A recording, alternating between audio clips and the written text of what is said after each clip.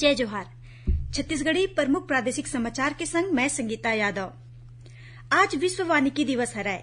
ए मौका म मुख्यमंत्री भूपेश बघेल ह वर्चुअल माध्यम ले 33 जिला के 42 जगह मन म मुख्यमंत्री वृक्ष संपदा योजना के शुभारंभ करेन। एखर माध्यम ले वृक्षारोपण ले किसान मन ला जादा आमदनी होही। राज्य विधानसभा में आज विपक्ष स्वामी आत्मानंद स्कूल मन के सेटअप के मुद्दा जोर शोर ले उठाइस। बीजापुर जिला में सुरक्षा बल और माओवादी मन के बीच होए मुठभेड़ में एक झीन महिला माओवादी मारे गिस। उहे मोहला मानपुर अंबागढ़ चौकी जिला में सुरक्षा बल मन ह माओवादी मन डहार ले डंप करे गे विस्फोटक सामान बरामद करे हे। भारतीय जनता पार्टी बस्तर जिला के भेजरी पदर घटना के जांच करही। एला लेके प्रदेश अध्यक्ष अरुण साव ह एक ठीन 6 सदस्य के जांच समिति बनाए हैं। ये समिति संबंधित जगह के तुरते दौरा कर एक घटना के जांच करके अपन रिपोर्ट पार्टी ला सौंपही।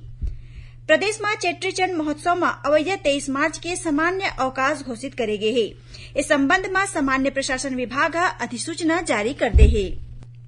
रायपुर महापौर एजाज ढेबर आज अवैया वित्तीय बछर बर करीबन 74,68,000 रुपया के घाटा के बजट के पेश करेन।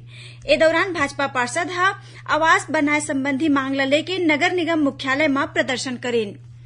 मुख्यमंत्री भूपेश बघेल सुप्रीम कोर्ट के वरिष्ठ अधिवक्ता विमल कुमार मुंशी के निधन पर गहरा शोक जताए है।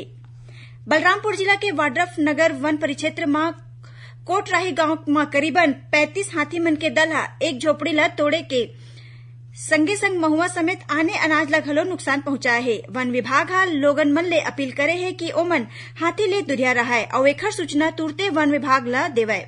और चैत्र नवरात्र पर्व की शुरुआत काली ले होवत हे। ए 9 दिन मां शक्ति के 9 रूप के आराधना करे जाही। मुख्यमंत्री भूपेश बघेल प्रदेशवासी मन ला चैत्र नवरात्रि, हिंदू नववर्ष और गुड़ी पड़वा के बधाई और शुभकामना दिन है।